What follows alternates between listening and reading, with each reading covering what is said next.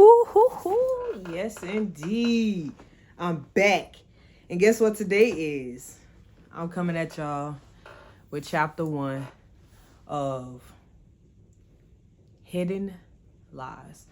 Now, this something, like I said, this right here, man, this is like that. I actually have it in my computer, so I'm gonna actually read it. It's called Hidden Lies, written by Brandi Colbert. Right? Chapter 1, Innocence. Chapter 2, Life Changes. Chapter 3, Lost. Chapter 4, Seeking God. Chapter 5, Hidden Lies. Chapter 6, Forgiveness. Chapter 7, Who Knew? Chapter 8, Making a Difference. A young girl who is molested at the age of 16 has life-changing moments growing up through adolescence. She struggles and battles within herself the lustful spirit of homosexuality and seeks God to overcome the ongoing battles and struggles in her adult life. No one knows the struggles of her day-to-day living, so the only thing she turns to is God. Chapter 1, 2012, Innocence. When there is something in your life and you want it so badly, but yet it has been taken from you. Well, this is how I've felt for some time now. Khalees, it's time for school. I know, I'm getting up.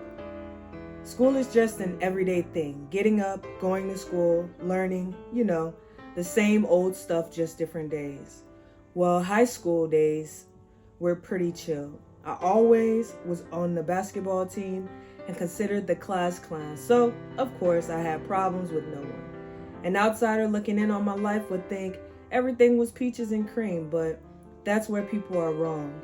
One day, my innocence was taken from me, and that was something that will never be restored in my life. Walking home from school, like I usually do on a hot day, I couldn't wait to get home, so I could just relax and watch some TV before I had practice. As I continued down my path, all of a sudden, a familiar face came out of nowhere, and the face looked kind of different. I was startled at the individual as they were running upon me and said, "Hey, how's it going?" I was kind of hesitant on how to respond. His demeanor and appearance seemed to be sweaty, nervous, and the look in his eyes seemed to be persuasive and seductive. I tried to cut the conversation short and began to walk a little faster, but he persisted and continued to follow me on my path to my house, which was only a block away. He began touching me and asked me to follow him to his home so we could catch up and have conversation. As I persisted and insisted on going home because I had homework to do, he began to get a bit aggravated and angry with me. At this point, I'm terrified of what would happen next. I began to shed tears and pray silently to God for help. He was enraged and began to grab me and forced me into the bushes. These bushes were less than a block away from my house. He hauled me as I kicked and screamed to a world where no one could hear my cries or screams. I was thrown on the ground and forced to undress myself on a dirty, insect-filled, grassy area.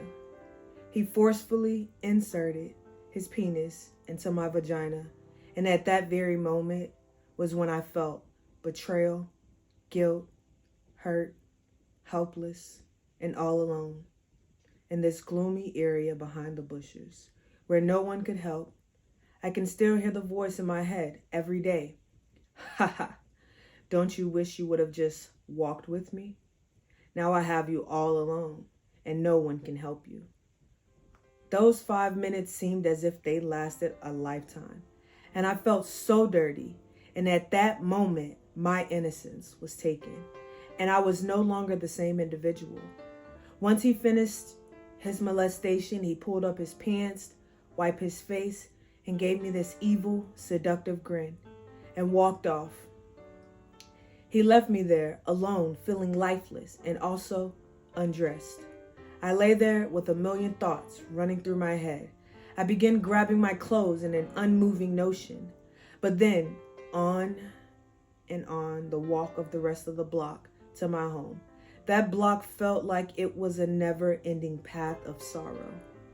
The hot water on my body felt miraculous as I scrubbed my entire body as if I wanted to take my skin off. I felt so ashamed, hurt, and dirty. His scent was so strong, it remained lingering around as if I couldn't get rid of it. Khalees, are you okay? I'm fine, Mom. Just tired. You seem to be in distraught. Are you sure you're fine? Mom, I'm fine. I just want to go to bed. Khalees, I'm here for you. I love you and sleep well, baby. Little did she know, my day was not a normal day. This was the day where my life changed.